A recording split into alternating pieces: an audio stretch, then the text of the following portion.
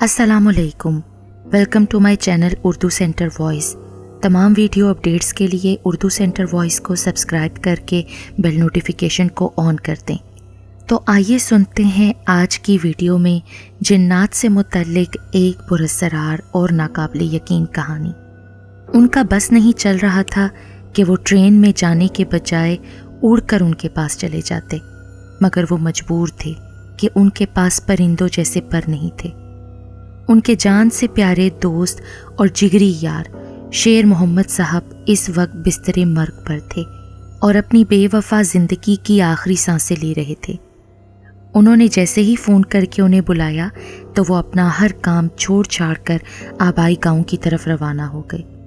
2 घंटे गुजर गए थे और ट्रेन बर्क रफ्तारी से जानिब मंजिल रवां दवां थी, ताहम सफ़र ख़त्म होने का नाम ही नहीं ले रहा था। वो अपनी नशिस्त पर बराजमान बेचैनी और इस्तराब में घिरे पहलू बदल रहे थे। सुकून एक पल को मुयस्सर नहीं आ रहा था। सोचों के परिंदे उड़ान भरते हुए बार बार शेर मोहम्मद साहब के घर की मुंडेर पर जा बैठते थे। अल्लाह अल्लाह करके सफ़र ख़त्म हुआ और उनकी मंजिल आ गई। शेर मोहम्मद साहब की जिस्मानी हालत देखकर उनका कलेजा मुंह को आने लगा। उनकी जलाल से भरपूर सुर्ख डोरे वाली आंखें अंदर को धंस गई थीं। बेतहाशा कमज़ोरी के बाइस जिस्म लागर हो गया था। शदीद अलालत ने उन्हें निचोड़ कर बिस्तर से लगा दिया था। वो सकते किसी हालत में दरवाजे के पास खड़े सदमे में चले गए थे। यार जल्दी आओ अलीमुद्दीन, कब से हम तेरे इंतज़ार में बैठे हैं। उन्हें देखकर वो यकदम ही चुस्त नज़र आने लगे थे। लहजा भी नकाहत से आ रही था। उन्हें हैरत हुई कि वहाँ सिर्फ शेर मोहम्मद साहब थे और उनके अपने अलावा कोई नहीं था। तो फिर वो ना जाने हम क्यों कह रहे थे। यकीनन इस कमरे में कोई तीसरा भी था। वो दोनों दोस्त बगलगीर हुए तो अरसे दराज बाद उनकी आंखें इस मिलाप पर भीग गईं। उन दोनों ने कई सानिये तक एक दूसरे को भींचे रखा और फिर अलग होकर बहते अश्कों पर बंद बांधने लगे। आज सुबह ही मुझे मौत का पैगाम मिल गया था, इसलिए फ़ौरन से पेशतर तुम्हें फ़ोन कर दिया कि तुम्हें यहाँ आने के लिए भी तो वक्त दरकार था। सोचा मरने से पहले आखिरी बार तुमसे मिल लूँ, बस अब आता ही होगा मुल्कुल मौत। उनकी बातों पर वो शदीद गमज़दा हुए और दिल कट कर रह गया। ऐसी बातें मत करो शेरू, कम अज़ कम मेरी उम्र का ही लिहाज रख लो। बूढ़ा हो गया हूँ, सदमे बर्दाश्त करने की सकत अब नहीं। भाई जैसे दोस्त की जुदाई का तसव्वुर भी जानलेवा था। मौत तो एक तल्ख हकीकत है ना, जिसका सामना हर ज़ीरू को करना है, चाहे बर्दाश्त करने की सकत हो या ना हो। वाकई वो इस मौत का सामना करने के लिए आधे रह गए थे। वो पहले ही धान पान से थे, मगर अब तो सूख कर कांटा हो चुके थे। मुझे तन्हा छोड़कर जा रहे हो। उनके आंसू एक बार फिर उमड़ने लगे। मैं खुद भी तो तन्हा जा रहा हूँ ना। खैर तुम अभी तक यहीं हो। वो चौंक कर मुड़े और पीछे खड़ी किसी नादीदा शय से मुखातिब हुए। अलीमुद्दीन साहब ने भी उनके अकब में देखा, जहां दीवार के सिवा कुछ भी नहीं था। फिर यकलख्त ही उन्हें वो द्यो कामत वजूद नजर आने लगा, जिसके बाल रेशम जैसे थे। मोटी मोटी रूह परवर आंखें इंतहाई खूबसूरत थीं। सुर्ख सफ़ेद रंगत में वो बारिश बुजुर्ग मोतब अंदाज में सर झुकाए खड़े थे। वो टुकर टुकर उन्हें देखते गए, हता के पलक झपकाना भी भूल गए। चलो नहीं जाना तो फिर मिलो अपने नए मालिक से। ये मेरा दोस्त है अलीमुद्दीन और आज से तुम इसके ग़ुलाम हो। उनका ये हुक्म सुनकर उस कवि हैकल बुजुर्ग का चेहरा मारे खुशी के दमकने लगा और वो फ़ौरन से पेशतर उनके पीछे से निकलकर अलीमुद्दीन साहब के रूबरू आ गए। अलीमुद्दीन साहब पर उसकी असलियत खुल चुकी थी कि ये उनके दोस्त की जान तोड़ मेहनत का नतीजा था। कब्रिस्तान में जो वो चिल्ले काटा करते थे, उनके इनाम में ये माफूकुल फितरत मखलूक़ात उनके ताबे थीं। अक्सर जिन्नात इतने वफादार होते हैं कि अपने मालिक के विसाल के वक्त उनके हुक्म देने के बावजूद भी उन्हें छोड़कर नहीं जाना चाहते। वो बुज़ुर्ग भी इन्हीं में से एक था। उसे शेर मोहम्मद साहब से इस कदर लगाव हो गया था कि उनसे यूं बिछड़ना जानसोज था। इसलिए शेर मोहम्मद साहब ने उसे अलीमुद्दीन साहब को सौंप दिया था। लो आ गया। यकदम ही वो बोल उठे। कौन? वो मोतजिब हुए। श्श, وہ اپنے بستر پر چٹ لیٹ گئے۔ کیا ہوا شیرو؟ علیم الدین صاحب اٹھ کر ان کے سرہانے آ کھڑے ہوئے۔ میرا وقت آ گیا ہے یار۔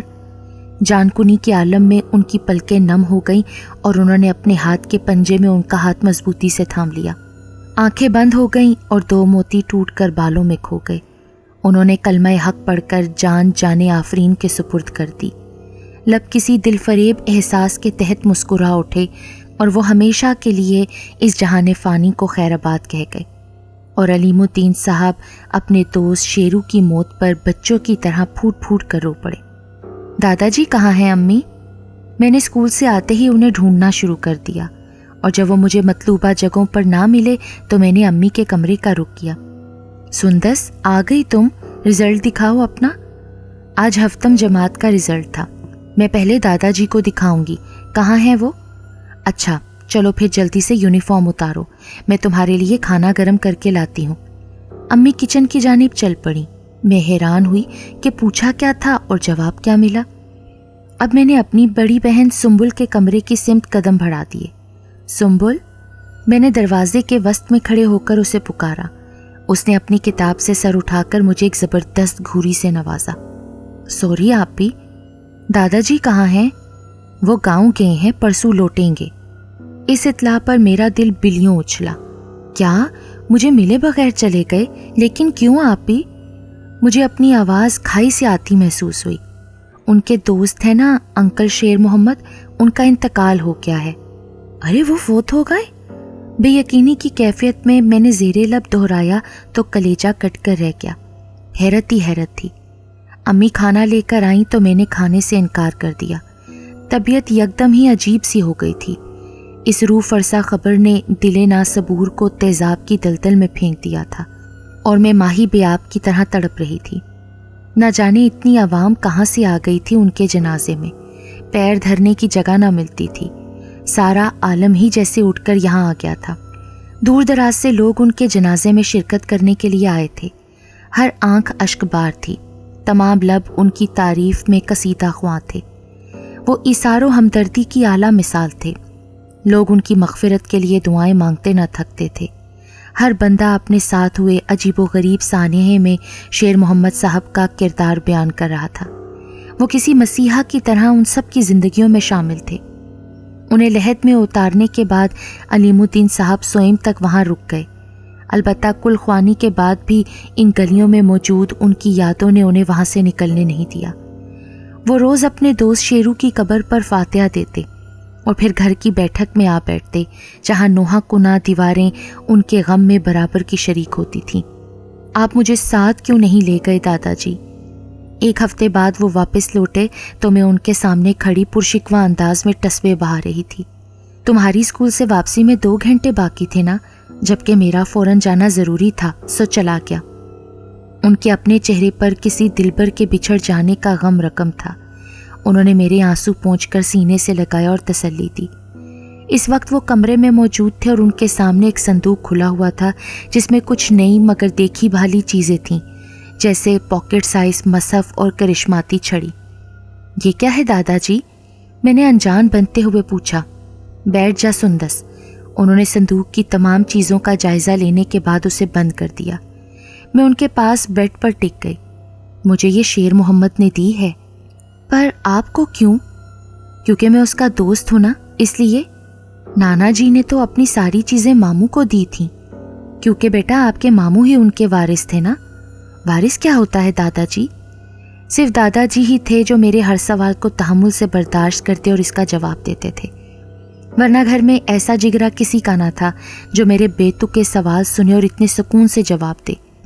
جو اولاد والد کی وفات کے بعد اس کی جائیداد کی مالک ہو اسے وارث کہتے ہیں۔ وہ بے اولاد تھے؟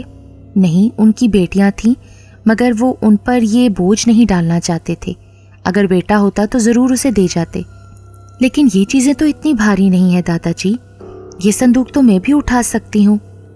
ارے بیٹا، آپ کو یہ باتیں سمجھ نہیں آئیں گی، تو آپ سمجھائیں نا دادا جی۔ دادا بے کسی سے مجھے تکنے لگے، جانتے تھے کہ حقیقت جانے بغیر میں وہاں سے ٹلنے والی نہیں تھی۔ تم جاتی ہوں یا میں اپنے دوست کو بلاؤں؟ ان کا اشارہ کمرے کے مخصوص کونے میں رہنے والے اس کریا و مکرو جن کی طرف تھا جس کی ہیبت ناک شکل براہ راست دیکھنے کا مجھے کوئی شوق نہیں تھا، لہٰذا ان کی یہ دھمکی کارآمد ثابت ہوئی اور میں سرد سے وہاں سے نکل آئی۔ اگلے دن میں پھر ان کے کمرے میں جا پہنچی۔ دادا جی میرا رزلٹ؟ میں نے ہفتم جماعت کا رزلٹ انہیں دکھایا جہاں میری دوئم پوزیشن آئی تھی۔ کل وہ پریشان تھے اور میں بھی ان سے کچھ ناراض تھی، تو رزلٹ نہ انہیں یاد رہا اور نہ مجھے۔ باقی سب گھر والے تو دیکھ چکے تھے۔ 650 میں سے 550 نمبر اچھے ہیں۔ دادا ابو کو میری پوزیشن سے کوئی سروکار نہیں تھا، وہ بس میرے نمبر دیکھتے تھے اور اسی بنیاد پر فیصلہ کرتے تھے کہ رزلٹ کیسا رہا۔ آپ مجھے تحفہ دیں گے نا دادا جی؟ ہاں بالکل، مانگو کیا چاہیے؟ انہوں نے میرے سر پر بوسہ دے کر کہا۔ یہ میں نے الماری کھول کر انہیں وہ چھڑی دکھائی۔ یہ؟ ان کی پیشانی پر بل پڑ کے۔ نہیں بیٹا، یہ کیسے دے سکتا ہوں میں آپ کو؟ جیسے آپ کے دوست نے آپ کو دی دادا ویسے ہی۔ جب آپ بڑی ہو جاؤ گی نا تو میں آپ ہی کو دوں گا، لیکن ابھی نہیں۔ وعدہ؟ پکا وعدہ۔ ابھی کے لیے کچھ اور مانگو۔ اچھا آپ مجھے یہ بتائیں کہ شیر محمد انکل کے کتنے بچے تھے؟ یہ کیسا سوال ہے بھائی؟ تمہیں کیوں جاننا ہے یہ سب کچھ؟ بھائی مجھے پتا ہونا چاہیے نا کہ ان کے اتنے بچوں میں کوئی بھی بہادر نہیں تھا جو ان کی چیزیں سنبھال سکتا۔ 5 بچے تھے ان کے، 4 بیٹیاں اور 1 بیٹا۔ تو پھر وہ اپنے بیٹے کو دے دیتے نا۔ ارے وہ اس دنیا میں ہوتا تب نا۔ دادا کی بھرائی ہوئی آواز پر میں حیران رہ گئی۔ ہمارے گاؤں میں ایک چودھری صاحب رہا کرتے تھے۔ اس تمہید پر میں سیدھی ہو کر بیٹھ گئی کہ یہاں سے کہانی کا آغاز ہو رہا تھا۔ آج وہ پھر کئی دنوں بعد مجھے ایک اور خوفناک اور پراسرار قصہ سنانے جا رہے تھے۔ ان کا نام فاروق تھا۔ وہ بہت نیک اور رحم دل انسان تھے۔ ان کی بیوی بھی بے حد پارسا خاتون تھی۔ قدرت نے انہیں سوائے بیٹے کی ہر نعمت سے نواز رکھا تھا۔ ان کی مربوں کی جائیداد تھی مگر کوئی ولی وارث نہیں تھا۔ بس اللہ کی مرضی تھی کہ شادی کے 15 سال بعد بھی ان کے آنگن میں کوئی پھول نہیں کھلا تھا۔ جب وہ معالجوں اور طبیبوں سے مایوس ہو گئے تو پھر مختلف درباروں پر کئی منتیں مرادیں کی، پھر بھی کچھ فائدہ نہ ہوا۔ اسی اثنا میں مزید 5 سال گزر گئے اور پھر ایک دن اچانک انہیں یہ خوشخبری ملی کہ ان کی وسیع و عریض حویلی میں ایک ننھا مہمان آنے والا ہے، ان کے جائیداد کا وارث پیدا ہونے والا ہے۔ بس پھر چودھری صاحب کی تو خوشی کی انتہا نہ رہی۔ انہوں نے بیٹا پیدا ہونے کی خوشی میں گاؤں والوں کے کچے اور بدحال گھروں میں انعامات کے ڈھیر لگا دیے۔ ہر گھر میں جا کر انہوں نے لوگوں کو چھپی ہوئی خواہشوں سے پردہ اٹھانے کے بعد پورا کیا اور گویا پورے گاؤں میں جشن منایا گیا۔ چودھری صاحب نے اس کا نام اعظم رکھا اور دنیا کی ہر آسائش اپنے اکلوتے لاڈلے بیٹے کے قدموں میں لا کر رکھ دی۔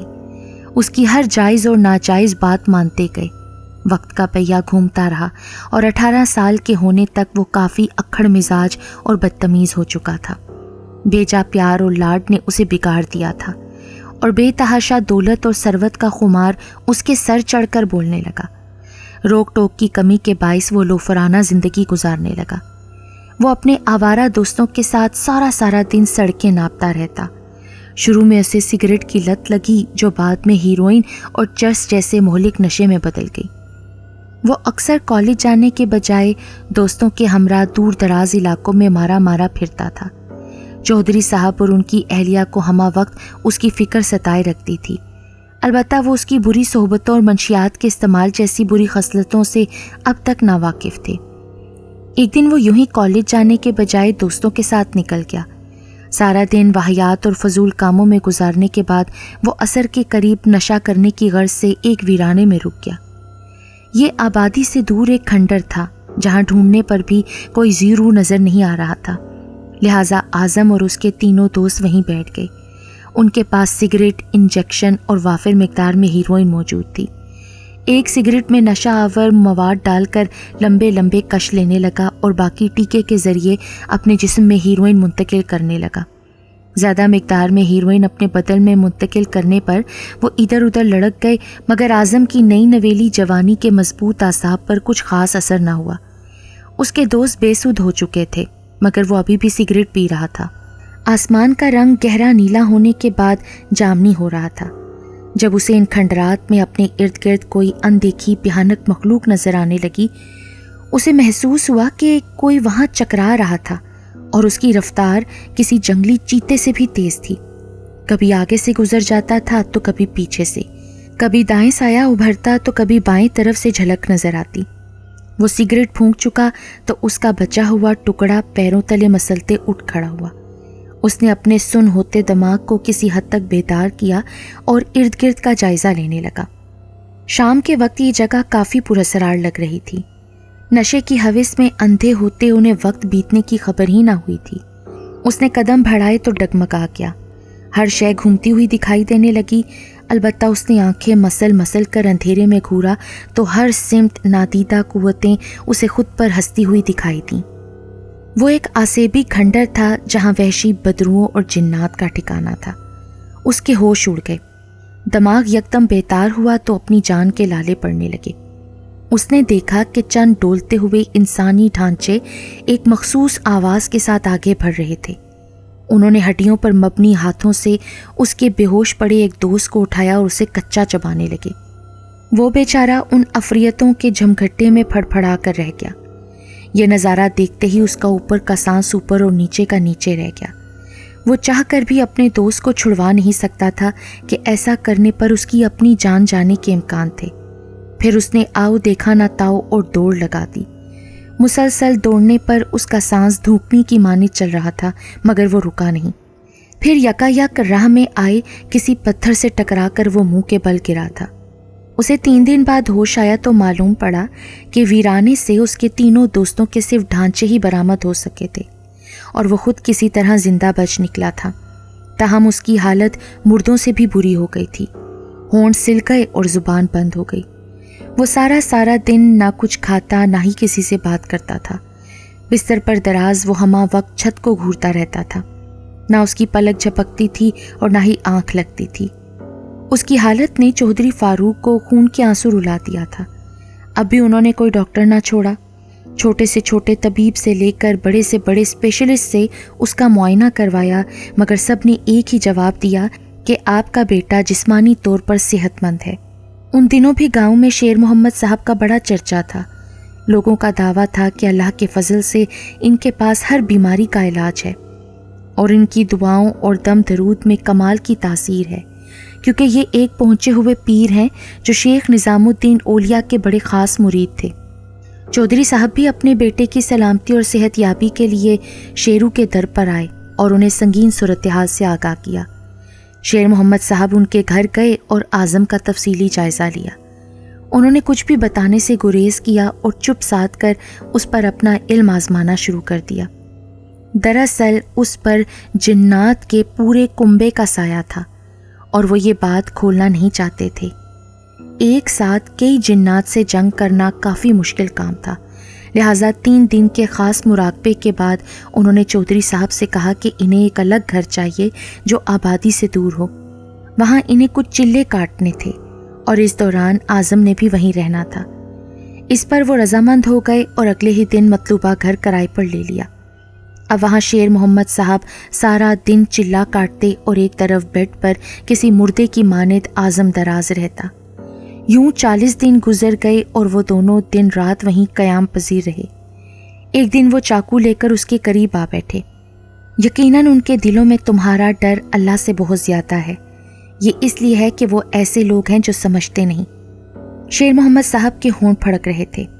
वो सब लेकर भी तुमसे ना लड़ेंगे, मगर बस्तियों में किला बंद होकर या दीवारों के पीछे से आपस में उनकी लड़ाई बहुत सख्त है। तुम उन्हें इकट्ठे गुमान करते हो, हालांकि उनके दिल अलग अलग हैं। ये इसलिए है कि वो ऐसे लोग हैं जो अक्ल नहीं रखते। इनका हाल उन लोगों जैसा है जो करीबी ज़माने में उनसे कबल हुए हैं। उन्होंने अपने काम का वबाल चख लिया और उनके लिए दर्दनाक अजाब है, शैतान के हाल जैसा। फिर वो रुक गए। ये पढ़कर जैसे ही तेज धार चाकू उन्होंने बेड में पेवस्त किया, तमाम बिस्तर खून से तर हो गया और जिन्नात के लातादाद कटे हुए भयानक चेहरे वाले लंबूतरे सर जमीन पर आ गिरे। उस दिन के बाद आज़म की हालत थोड़ी बेहतर हुई, पर वो चलने फिरने के काबिल फिर भी ना हो सका था। حالات کی سنگینی نے انہیں ایک اور چلہ کاٹنے پر اکسایا، سو انہوں نے کاٹا۔